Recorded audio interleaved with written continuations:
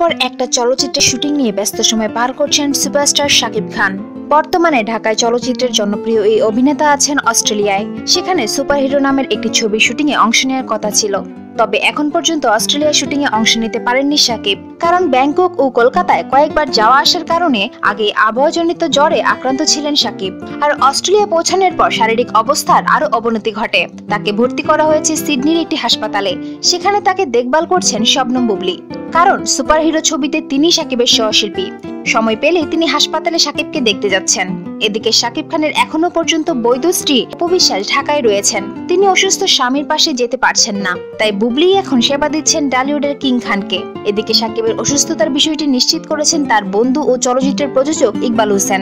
সুপ্রিয় দর্শক, আপনারা আপনাদের যে কোনো মতামত কমেন্টের মাধ্যমে শেয়ার করতে পারেন আমাদের সঙ্গে। বিনোদন জগতের আরো নিত্য নতুন খবর জানতে আমাদের চ্যানেলটি এখনই সাবস্ক্রাইব করুন, লাইক কমেন্ট শেয়ার করে আমাদের সঙ্গেই থাকুন। ধন্যবাদ।